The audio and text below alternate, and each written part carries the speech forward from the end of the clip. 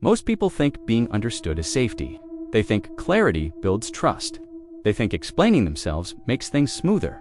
It doesn't. It makes you predictable. And predictability is where authority dies.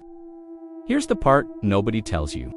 The moment you need to be understood, you've already shifted into a lower position. Because now you're responding, you're adjusting. You're managing how someone else feels about you. And people sense that instantly. They may not say it out loud, but something changes in how they look at you. You stop being solid. You start being negotiable. Think about it. When someone over-explains, what do you feel? Not clarity, you feel pressure. You feel that they want something from you. Approval, agreement, permission. And the brain reads that as weakness, not openness. Power has never required explanation. It requires coherence. People with authority don't rush to clarify. They let things land. They allow silence to do the work, because silence forces other people to process. When you explain, you remove that burden from them. You do the emotional labor for free. And that's why the need to be understood quietly drains your leverage. Here's where it gets uncomfortable. Most explaining isn't about clarity, it's about anxiety. It's about trying to close the gap between how you see yourself and how you fear others see you. So you fill the space. You add context, you justify motives, you soften edges, and every extra sentence leaks position. Not because your point is wrong, but because urgency always reveals dependence. Calm doesn't explain, calm observes. This is why emotionally contained people feel powerful without saying much.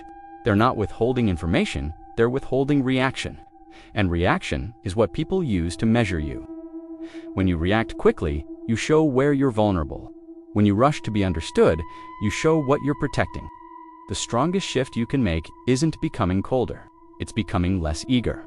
Less eager to correct misunderstandings. Less eager to fix impressions. Less eager to close every loop immediately. Because not every misunderstanding needs correction. Some misunderstandings expose who's insecure in the room. Watch what happens when you don't clarify. People start filling the silence themselves. They project. They guess. They adjust their behavior around you. And suddenly, they are doing the work you used to do. That's when the balance shifts. Authority isn't loud, it's unresolved. Now, this doesn't mean becoming vague or manipulative. It means being internally clear enough that you don't need external validation. You know what you mean. You know where you stand, so you don't chase alignment. And paradoxically, people align faster. Because certainty is contagious, but only when it's quiet.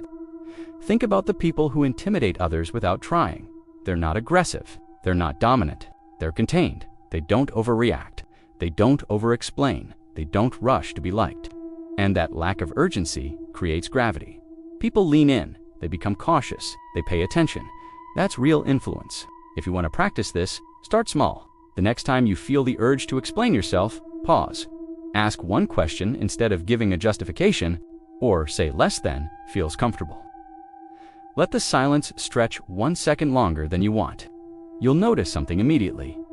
Your nervous system will protest because it's used to releasing tension through words.